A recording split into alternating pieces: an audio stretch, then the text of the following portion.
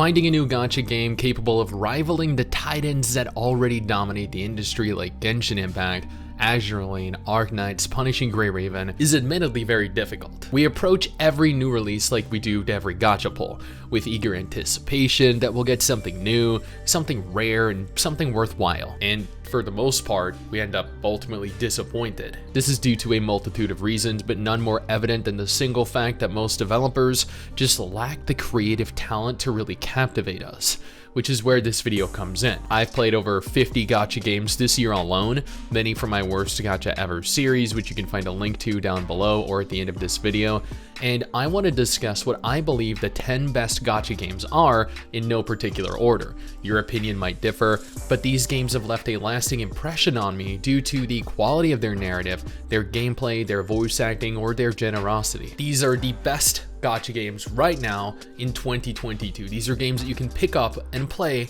immediately. Before we jump into this video though, I do want to thank all of our incredible patrons over on Patreon. You guys do not need to support Mrs. Stix and I, but you still choose to, and trust me, it is appreciated beyond anything I can convey verbally. You guys are incredible, and admittedly, if you have a moment, follow Mrs. Stix and I over on Twitter. We'd really appreciate that. I'm gonna start this off with a new release. It's rare for new releases to truly excel. We've had quite a few this year: Artery Gear Fusion, Counterside, Tower of Fantasy, that all look great but ultimately end up underwhelming. That was not the case with Path to Nowhere. Initially considered to be nothing more than an ugly Arknights clone, this game has proven time and time again over the last month that this game is so much more than a simple clone.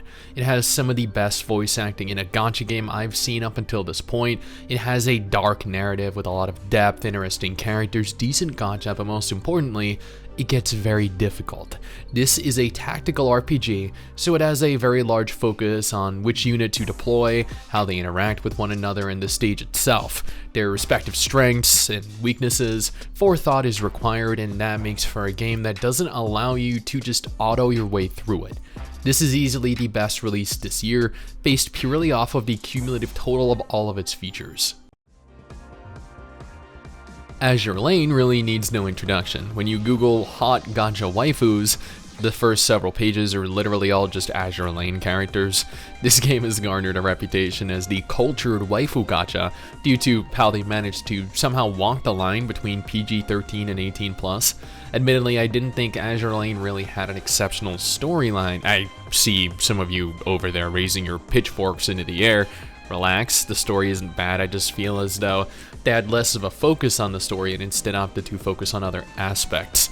This is a shoot 'em up style game where you deploy a unit of waifu ships, ships that engage other waifu ships in battle. And while the gameplay loop is fairly basic, your waifus move horizontally while trying to sink the enemy battleships, the game gets progressively more difficult the more you play. Azur Lane is one of the most fair gacha systems, including the ability to upgrade your units. I spent a couple months playing this game and had no issue limit breaking my waifus, increasing their potential, and upgrading their gear without paying a cent. You do not expect games to actually allow you to acquire everything for free, but Azur Lane kinda does, and it's a refreshing change of pace. Blue Archive is a little more tricky to label as a game. It's an RPG at its core, but its cast of waifus are also all school students, so fans are often labeled in a certain way that we'll just kinda, pretend is normal. Blue Archive has a more interesting type of gameplay to me. You can auto your way through the game, but having tried, even being tens of levels and having my gear upgraded significantly above the requirements of each stage, I found the auto mode to be absolutely horrendous. My characters would just run into AoEs, they'd stand out in the open taking damage and just die, as opposed to using or utilizing cover, resulting in failure to 100% the mission. Thus, for the most part, you're required to actively control your units, moving them around, utilizing their abilities at an ideal opportune time. And while I found the gameplay to be a little bit difficult at times, I thoroughly enjoyed it, as I did most of the game. The waifus look great in-game, animations looked fantastic, but I know one point of contention within the community is its horrible chibi graphics. And I'm not overly fond of them either, but I'm also not going to dislike a game purely based off of that one single aspect. Neural Cloud is the newest release included in this video, and actually took a lot of players by surprise. Much like Path to Nowhere, Neural Cloud is a tactical RPG, but it provides players a very different selection of mechanics, making the overall game feel distinctly different. This game is not dark and also lacks the same deep narrative as Path to Nowhere, but where it excels is its gameplay. Being able to control the flow of battle, to use abilities that have a direct impact on both allied and enemy units, like the ability to sweep them up in a tornado, making them immune to damage, or teleporting units around the field. Every mission is a sequence of battles split between trading posts, upgrade stations, rest stops. These allow you to customize your units, increasing their damage, their leech, their healing output. Neural Cloud is a game pretty much exclusively about its gameplay. You're going to be spending 99% of your time engaging in combat or navigating the menus outside of the combat, preparing for combat. You don't find many games like that, and those that you do often aren't as complex and rewarding as Neural Cloud is. Love or hate Genshin Impact, there's no contesting the fact that this is easily one of the highest quality gacha games on any platform, and more than that, the most beautiful, best playing open world game on the entire mobile platform. The story is good, getting progressively better with each major patch. Like, let's be real, all of 1.x is pretty basic, but beginning 2.x, the game really found its footing. And from what I've heard of 3.x, admittedly I haven't pushed into 3.x at all yet, the game has really become something extraordinary. Unlike pretty much every other gacha available, Genshin Impact is a fully open world RPG. You can see something in the distance over there, yeah, you can reach that. You can climb it and fight the monsters that'll be scattered around it. That level of freedom isn't found in any other gacha game. Tower of Fantasy tried, but its world is just so much smaller in scale. The voice acting is very good in every language, really aiding the game in captivating you and keeping you enthralled in the story that is playing out.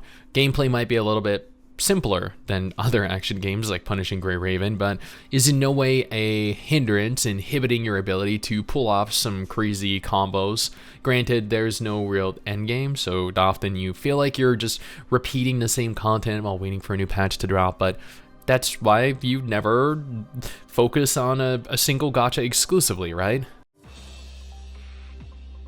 Arknights is by far my favorite gacha game. It helped me with my Fire Emblem obsession and is the one single gacha game that I have not missed logging into since I started playing it earlier this year. Everything about this game just screams quality for a tactical RPG. The narrative is absolutely fantastic and continues to be one of the few stories I've managed to follow. The characters are gorgeous, both males and females, and don't seem hyper-sexualized. Gameplay is very difficult, so difficult that I often watch EchoGen for guides on how to complete the final stage of every new event. I like to think that I'm good at strategy or tower defense games, but evidently I'm not. Every character has their own unique abilities with quite a sizable number of effects and functionality implemented. We have tanks, support, healers, DPS in the form of archers, mages, a hybrid of both, CCers, summoners, hybrid healers, summoners, hybrid tank healers. The combinations are absolutely limitless and continue to be expanded upon. And don't even get me started on the events. They somehow continue to outdo themselves repeatedly. I don't think I've ever seen such a diverse selection of events in any other gacha game. When you look up the definition of high quality gacha games on Google, there should be a picture of Arknights, nothing more. I know if given the opportunity, 110% of you would totally marry and, engage in certain after hours activities with your waifus. You're all a bunch of degenerates after all. It kinda comes with the territory. But Refantasia actually allows you to do this. You recruit your waifus in admittedly all shapes and sizes, like some have tentacles, some have 8 legs or 8 other parts of their body. The gameplay in Refantasia is actually incredibly basic, and you can pay to skip the combat altogether, which admittedly I did because it honestly left me so bored that I was in tears throughout literally half of the recording sessions I had. But the majority of the game took the form of a dating sim. You would raise the affinity with your waifus, you would take them out on dates, you would have children with them, raise the children, marry them, off, not marry them specifically. It is not that kind of game, but you would marry them off to other kingdoms, securing alliances with them, continuing to expand your harem, and you'd pretty much just rinse and repeat. I never thought that I would ever include a dating sim in a list of best games of any type, and here we are. This game is just so ridiculously absurd that I just couldn't drop it for literally 2 weeks straight. Speaking of not dropping a game for several weeks though, that was the case with NIKKE as well. NIKKE tries to, and succeeds to on multiple occasions, be one of the most perverse gacha games that I have played this year. But it handles it in a... How can I put this? In a, well, more sophisticated way. And I know what you're thinking. Really, Stix, sophisticated? You literally rammed your head into Anis's rear and Rapunzel blew you while you were sleeping.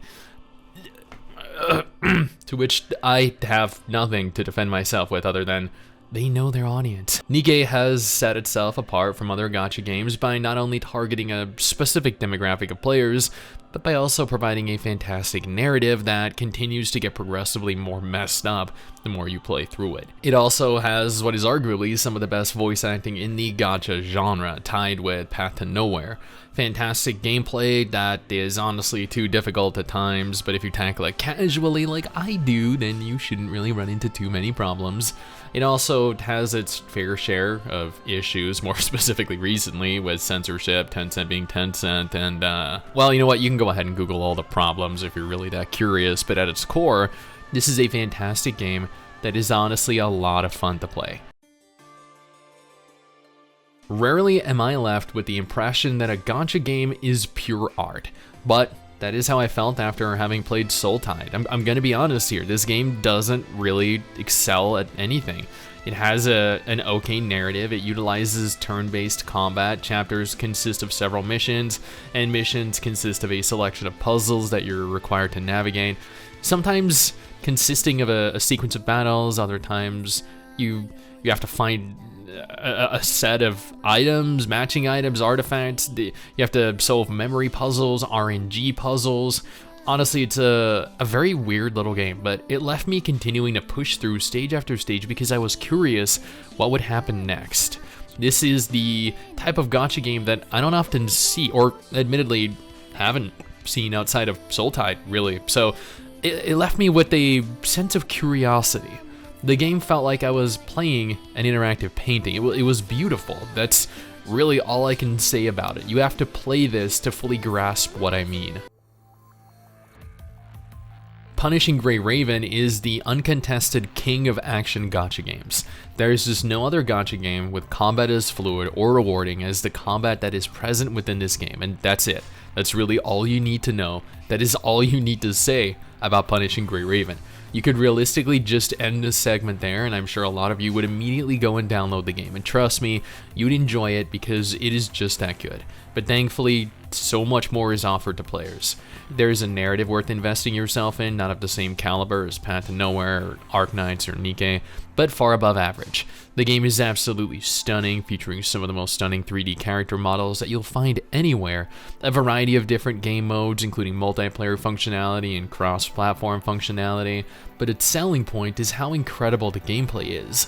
Every character feels so different to one another, which really leaves you feeling like the investment into obtaining them is worth it. They're not reused assets, not reused character models, fighting styles, and the gacha is one of the best, most friendly gacha in the genre. Obtaining characters is incredibly easy and you're actually rewarded for actively investing time and effort into the game. And that is it. That is what I believe are the 10 best gacha games currently, at present, in 2022. We're about to start a brand new year with a lot of new upcoming gacha games on the horizon. I'll have a dedicated video specifically pertaining to upcoming gacha in the next week, so keep an eye out for that.